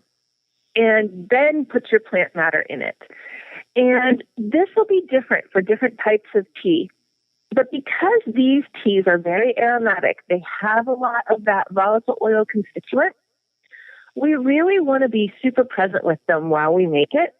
So you've got your cup of hot water, you put in some of the plant matter, and then huddle over it. Now, you've got a cold or you've got the flu, you're going to want to huddle over it anyway because it's warm and you're not, right? So that's going to be your inclination, is to sort of hug your cup of tea to do that. And the reason is, even though we're drinking these as tea and we're not doing it as a steam, as soon as you put them in the hot water, those volatile oils are still being released. You might as well breathe them in. So get right over it and just breathe deep. It's not the same as a huge, big pot of water and a handful or two handfuls of plants, but it still is going to make that beautiful smell. Breathe it right in there. That is part of the medicine already. So don't neglect that part. Okay. And then once it's cool enough to drink, just drink it up. Now, you might use a tea strainer, those sort of screen baskets that you just balance on the top of your teacup. Oh, yeah. I like those better than tea balls. I really don't like tea balls because the plants can't really move around very much in there. And in order to make a good tea, you need the plants to have enough space so that they're all touching the water and that exchange is happening very easily. If the plants are all mushed up at the bottom, then you don't really get all the stuff out of them that you could. Okay. So I like a tea strainer. Or my favorite way is just to grab a mason jar and make a whole quart of tea. And then, so you're just going to put an inch of your plants at the bottom of your dried plants. Or if it's easier for you to think in terms of spoonfuls, 2 or 3 soup spoons full would do it. All right. Put that in your mason jar, pour the hot water in, and then just huddle over it. Breathe it in until it isn't smelly anymore. And then still hug it because it's warm and you're not, so that feels good. And then once it's cool enough to drink it down. Feel free to put honey in if you want to. Whatever makes it pleasant for you. A little maple syrup is great. I like it. You're jazzing it up a little bit. Yeah. I mean, it should be nice. It should be something that you enjoy so that you'll do it again. And so, so put the honey if you want it. Plus, honey is great, so go for it. So if you were sick, Katja, you would be doing this, twice a day, 3 times a day? How often are you drinking tea? I have a press pot, one of those air pots that they have if you go to a coffee shop and they have the line of those stainless steel with the black tops, press pots of the coffee. Oh, yeah. You know what I'm talking about? Yeah, uh-huh. They're 2 liters or something like that. I make one of those every day and drink it. Okay. And then after dinner, my husband and I will make a pot of tea and drink that too. So I guess that on a regular day that I'm not sick, I drink 2.5 liters of tea maybe. So you should drink a lot is what I'm saying. Okay. #tea goals here. Here we go. All right. We'll get on board. All right. Okay. So that's great. That's great. Well, it's nice to have a gold standard, somebody who's really doing this as a benchmark. So I like that. Yes, I can tell you I haven't been to a doctor since before the year 2000. So, that doesn't mean that you shouldn't go to a doctor. I mean, you should if you need one. Yeah. But if you can avoid needing one, then hey, bonus. Yeah, bonus. That's right. And if I needed one, I would certainly go. But if you're not sick, that's better. That's right. Yep. My grandfather used to say, food is cheaper than doctor bills. So he would always eat very good food. That is so true. Even expensive food is still cheaper than doctor's bills. Yeah. That is absolutely true. Yeah. I love your grandfather already. Okay. So are we through the Cool Mint group here? Are we making our way into vegetables? Yes. All right. Let's do it. Yes. And that's so appropriate because there's your grandfather right there. That's exactly right. So my favorite vegetables for colds and flu are garlic, onion, and hot peppers. I think I want to start with onion. Okay. Because I cannot get through the winter without onion. I have to tell you. I mean, I love to eat onions. They're delicious.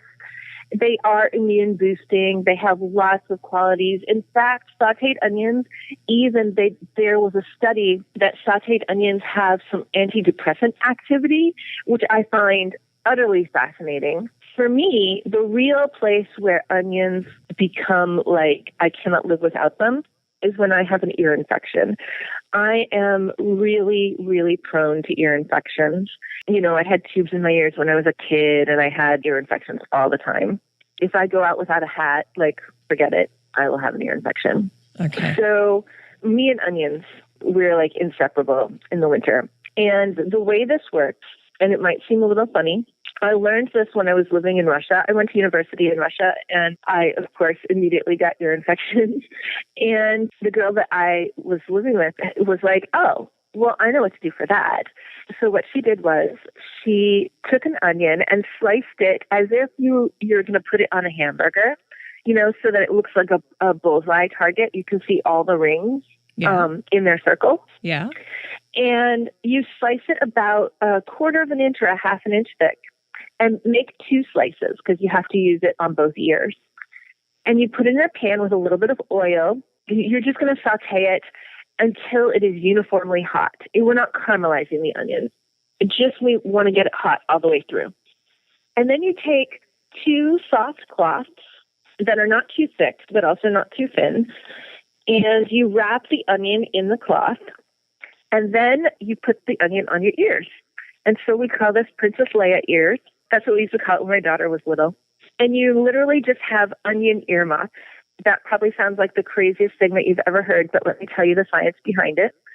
So what's going on here is that, first off, the onions are hot. So it's like putting a heating pad on your ear, and that feels really good. It's very soothing. So that's great. But onions have something that heating pads don't, and that is sulfur. And the steam doesn't just contain the heat, it also has the sulfur and some of the volatile oils and some other good stuff from the onion. And all of that is going into your ear canal. And it is, again, we're using that same Lysol concept. We are literally putting these organic chemicals right where the infection is. So it's a topical application that's going to kill whatever the pathogens are in your ear that's causing this infection. It took me a while to figure out that that's what was going on because I learned this long before I was an herbalist. But all I knew was it works so fast. And so long before I figured out the science behind it, I was sold because it was so effective. You really only have to do it for 5 or 10 minutes. Again, you just do it until it isn't hot anymore. I can have an ear infection that hurts so bad that I want to cry. And within a couple hours, it's totally gone. It's literally a lifesaver. It is amazing. The key here is just make sure that you don't burn your ears. You want the cloth to be thin enough that the steam can go through, but not so thin that the hot onion is going to burn your ears. So just be careful with that. Okay, so let's go through this one more time, because for people who are freaking out right now going, wait a minute, what am I going to do? Let's walk them through it one more time. So we're going to slice the onion like we're going to make a hamburger, like we're going to have onion on our hamburger. Okay, I'm with you. Now, get me the rest of the way. I've got an ear infection, or I've got a kid with an ear infection. Let's try Katja's onion therapy. What do we do next? So remember, when you slice your onion, slice it thick. Okay. Because you want it to hold some heat. If you slice it really thin, then it'll lose its heat really quickly. And you want a lot of steam to come out of it, because that's where the sulfur and the volatile oils are going to, that's going to be carried into your ear. So you want a good thick slice. Okay. You want to get it hot all the way through. And the reason is because you want that heat. That's the mechanism of action. That's the mechanical part of this, is that the heat is going to drive the steam into your ear. So you want it hot all the way through, but you don't need to caramelize it. It shouldn't fall apart. It should still be an onion slice, just that it's uniformly hot. And don't use too much oil, just enough so it doesn't stick to the bottom of the pan, just a smidge. Okay. Don't spray the pan. Don't use what? actual oil. Those sprays that people spray on their pans sometimes? So don't use Pam. Don't use Pam. Don't use those. Okay. Right. And the reason is because those have some aerosol components to them. Oh, and we don't want that to be in your ear. Yeah. Okay. Yeah, we don't want to conflict. Okay. Right. We just want the steam from the onion. Okay. So just a smidge of oil. But if you put a ton of oil, that's going to soak through the cloth, and then your chances of burning your ear are higher. But if it's just a smidge of oil, just enough so it doesn't stick, get it uniformly hot, and then put it on a cloth. I just use a cloth napkin, like an old cloth napkin, or a bandana. Those are perfect. Okay.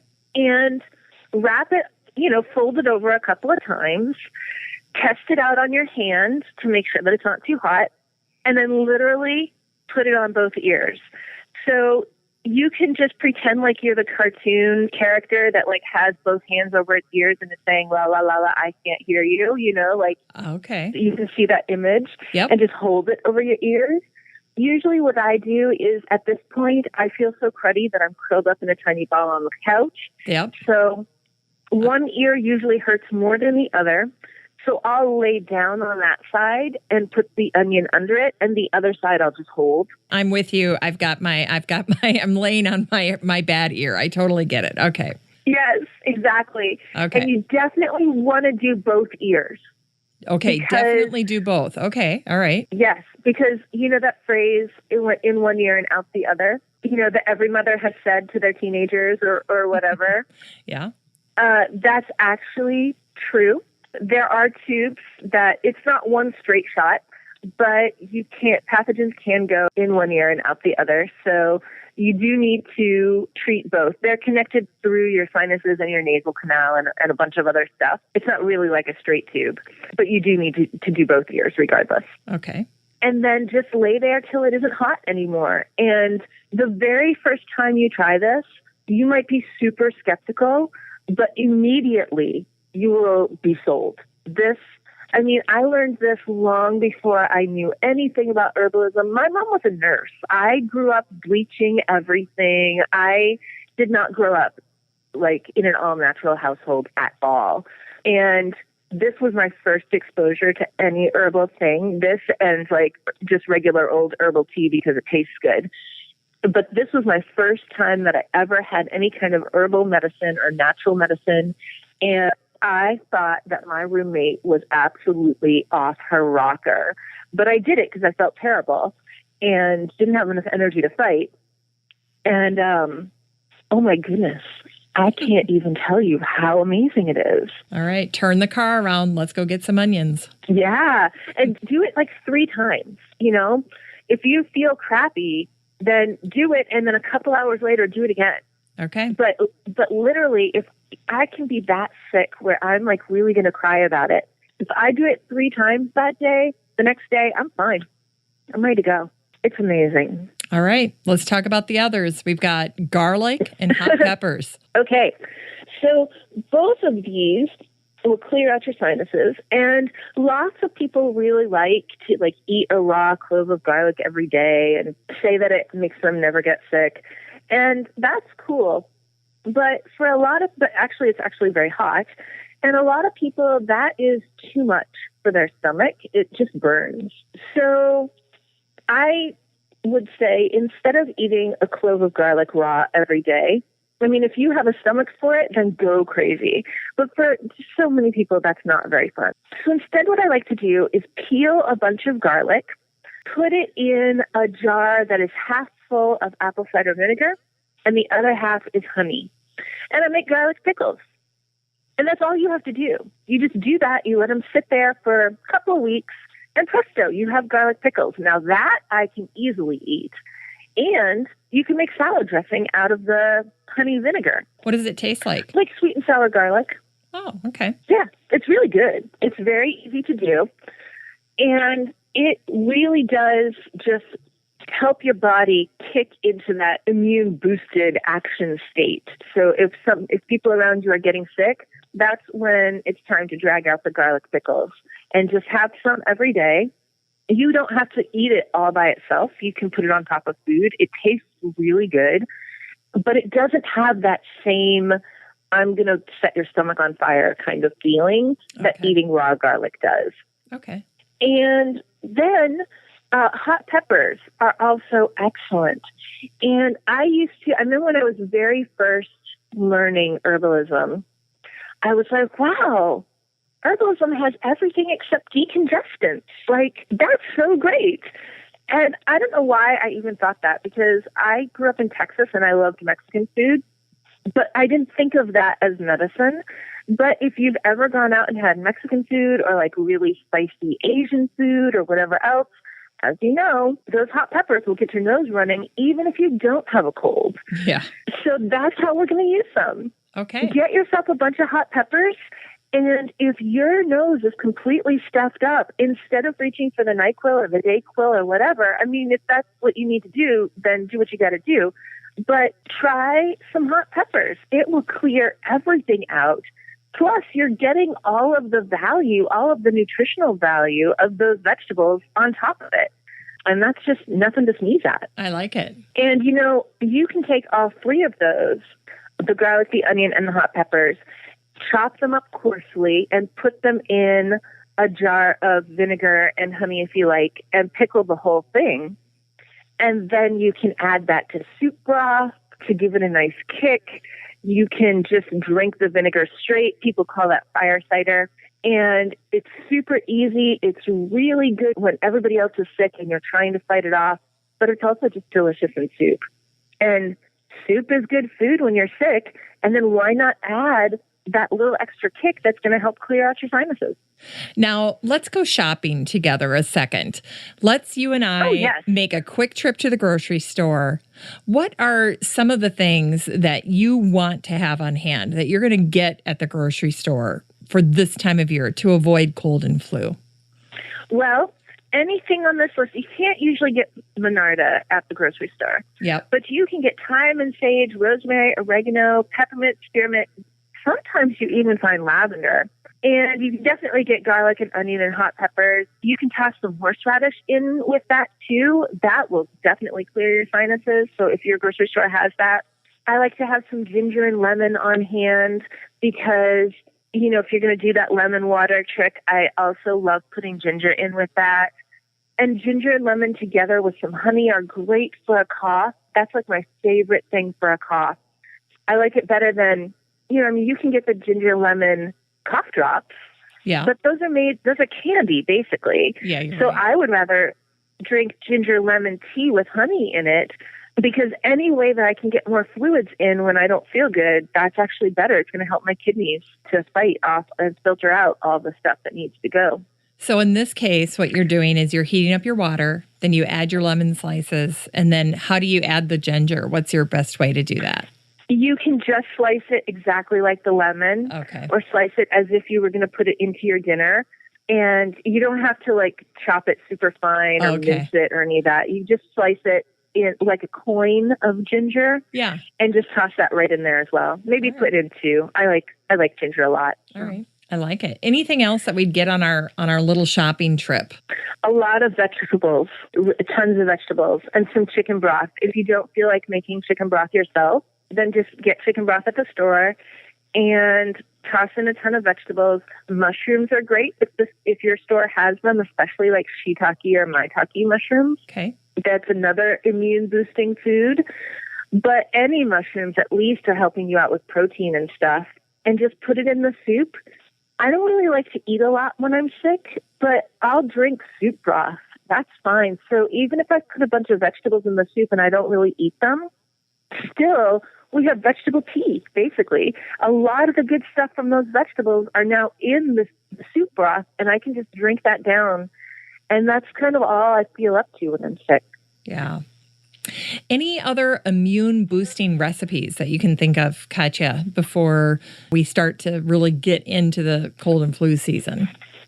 Well, there is always elderberry syrup. That is one thing that I love to have on hand.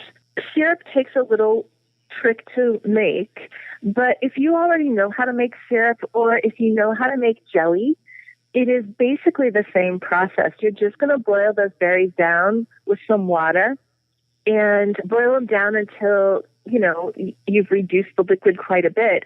But instead of putting the pectin to make jelly, you're just going to preserve that as it is, as that syrup with the sugar. I like to make it with honey instead, and I preserve it with some alcohol because if you make it with honey, it's not shelf-stable. But the process is exactly the same as making jelly, just without the pectin. Okay. You don't have to use only elderberries. Elderberries have particular good flu virus fighting action, but any berry at all, including rose hips, is going to be high in vitamin C and excellent at giving your body the nutrients that it needs to fight and also stimulating the immune system. So cranberries, rose hips, raspberries, blackberries, put them all in there together and make them into syrup or make them into jam if you want to. It's okay to have medicinal jam.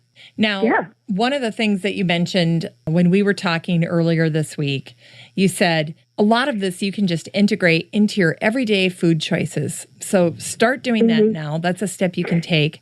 But then you said if you do find yourself falling ill, that you can switch up these remedies as you regain health, that you don't just have to try one. As you get better over the course of your recovery, you should probably consider switching things up.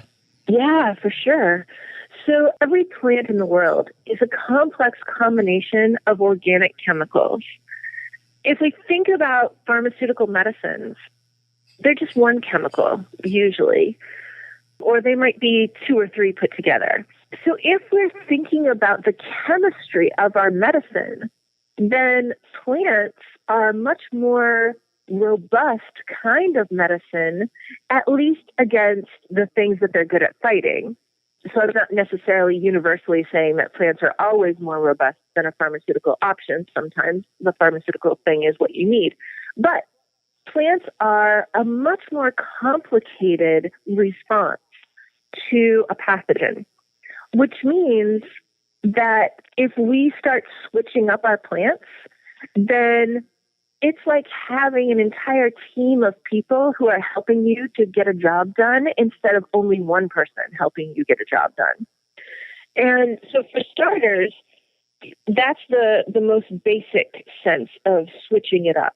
You can do a steam, and then you can have some garlic, and then you can say my ears hurt, so I'll also do the onion trick. And now I did my steam an hour ago, and my nose is stuffed again, and I don't feel like doing another steam, so I'll just have some of these hot peppers or whatever. You can mix it up from that perspective using different plants that can do the same job just because it's more convenient in this moment, or just because you're tired of one and you want to switch to another. But you can also be switching up your strategies as you go through to match how you're feeling. So let's say that you can't really get a fever going. You're just stuck at like 99 degrees. And you're like, I think I should run a fever and I just can't seem to do it. Get yourself a bunch of garlic and hot peppers because they're hot. They're going to make your body hot. And that's going to help your body get warmer. So start there. And then once that fever gets going and you're like, wow, I'm good and hot now. Well, you probably don't want hot peppers anymore. Now you might want to switch over to catnip to let you, okay, that fever's running. Now we want to sweat it out. We want to let it out of us and get the catnip to do that work for you. So in this way, you can really help the progression of whatever kind of illness you have go a little bit faster, not just because the plants are assisting your immune system and so it goes faster because of that, but also because okay, we got to get this fever going. I'm going to sit here till my fever's hot. I might as well help myself get it hot. And then, okay, now my fever is good and hot. I'm going to be in this state until I break the fever and sweat it out. So I might as well help myself sweat it out now, I love that, Katja. I love that. And if people are listening and they want more information or they just like a chance to interact with you a little bit about some of the great stuff you've been sharing with us today, I want to make sure that we talk to folks about the fact that you're going to be doing a webinar inside the listener community in the free Facebook group, the Still Growing podcast group. And it's completely free. Why don't you tell us a little bit about what you plan to cover for listeners of the show? Yeah, so I'm going to do this on Facebook Live right in the Still Growing Facebook group. And first off, I'm going to demonstrate a few of these things. So if any of these sound like ideas that you're like, well, I would try that, but I'm not really sure that I exactly understand what you mean. Well, I'm going to show you right there live. So I'll show you about doing a time scheme. I'll show you about Princess Leia ears. We'll make some garlic pickles right there. And that way you can say, well, I don't know, it sounds like something worth trying, but I don't want to screw it up. Then you'll really be able to see exactly what I'm talking about. And I'll also take all your questions. So if you have any specific questions that are coming up for you, then just bring them right to that Facebook Live, and I'm happy to answer them for you. I love it. So we'll share the particulars in the Facebook group. It'll be sometime after Thanksgiving. We'll give the date and the time for people who are interested that can attend this webinar. And if you can't attend it live, you can always catch the replay. Yes, absolutely. Well, that's fantastic. If you have plants in your garden that you think might be useful and you're not really sure, then feel free to ask me about those too. That's a great point. Well, if people want to get a hold of you, you have a fantastic website. I definitely look at your website frequently. I use a lot of the blog posts that you share as part of the Garden News Roundup. That's how we found each other. But tell people about your website, how they can find you, and where you're at on social media as well. Yeah. Our website is CommonWealthHerbs.com. I have a blog there. We were inspired by Jen, and we just launched a podcast. It's tiny, but it is there too.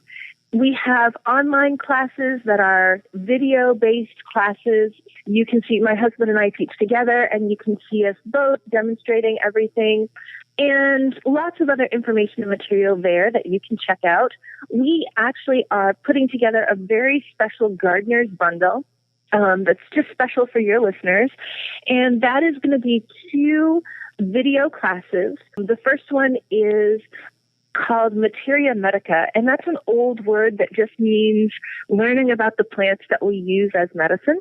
It's kind of like a dictionary, and we go through each of the plants and talk about this is how we work with that plant, this is what this plant can do. If there are any contraindications or cautions, we talk about that too. And then we also have a class on how to make all of the different types of herbal medicine. And we show you step by step in the video exactly how to do it. And so we've put these 2 classes together. We teach a lot of different kinds of classes, but this is such a good beginning place for herbalists to start, and especially for gardeners, because you're working with the plants all summer long. You might as well also work with them in the winter. So we put that together as the Gardener's Bundle for your listeners, and there is a special coupon that will get you $90 off on this bundle, and the coupon code is Still Growing. So you can check that out also and see if you like it. We have made a special webpage just for your listeners, and that is CommonWealthHerbs.com/Still Growing. Perfect. So you can just type that right in, see all the fun stuff, and we can link right to the replay of the Facebook group from there as well. All right, that's wonderful. So the two things that they can see is they can check out this Materia Medica, and then what was the second one? Oh, that one's medicine making. Medicine making. Okay. All right. Okay. So those Everything are the two. step by step. Okay. Yep. And of course, there's lots of other great stuff that they can check out as well. But we put those two in a bundle as sort of a starting point. And I think that will be a really nice place to just sort of kick off, learn a little bit more about these plants in a totally different application, and then realize, oh, it's not actually so different. That's really what it's boiling down to, no pun intended, because once you get comfortable with it and you start trying 1 or 2 or 3 remedies, it really becomes simple. It just becomes a matter of learning a little bit more and trying different applications. Yeah. At first, maybe it feels a little weird, but pretty quickly, tea just becomes a lifestyle. That's right. Well, Katja, I can't thank you enough. You've helped us stay healthy during the upcoming cold and flu season using plants from our garden, which is tremendous. So thank you very much. Oh, you're so welcome. I really love talking to you, Jen. Well, likewise. And I know you're going to be coming back for some future episodes as well. So I'm looking forward to it. Yes, that'll be a lot of fun. Yeah. Well, that's it for our show today, featuring Katja Swift with the CommonWealth Center for Herbal Medicine in Boston. I hope today's show gives you some great ideas for staying healthy during cold and flu season with plants from your garden. Katja's given me so many ideas for integrating some basics from my garden to add more health into my daily life. Things like thyme, sage, oregano, bee balm, lavender, the basils, yarrow, and of course, garlic and onion. Just a reminder that I'll have all of the generous information that Katja shared on the show today under the Still Growing podcast page over at my website at 6footmama.com. That's the number 6, FTMAMA.com. I'm so thankful to my team over at Podfly Productions. I want to thank my editor and project manager, Eric Begay, and my copywriter, Ayn Kadina. I'd also like to thank the women who make up my listener advisory board, Beth Engel, Beth Gardens in Illinois. She works at Griffin, a national brokerage firm and one of the finest companies in horticultural service. And Beth is also a board member of the PPA, the Perennial Plant Association. Denise Pugh, Denise Gardens in North Mississippi, and is a contributing writer to Mississippi Gardener magazine. Amy Von Atchen, Patricia Chandler Newport. Patricia is the owner of Backyard Urban Gardens out of Kego Harbor, Michigan. Deb Gibson, and Peggy Ann Montgomery. Peggy Ann is the brand manager over at American Beauty's Native Plants, and she was also featured in episode 553, talking all about how you can incorporate more native plants into your garden. I'll sign off today with this question. What plants will you employ to help you and your family stay healthy during cold and flu season this year? Still Growing with Jennifer Ebling is a 6footmama.com production made in lovely Maple Grove, Minnesota. Still Growing is a weekly gardening podcast dedicated to helping you and your garden grow.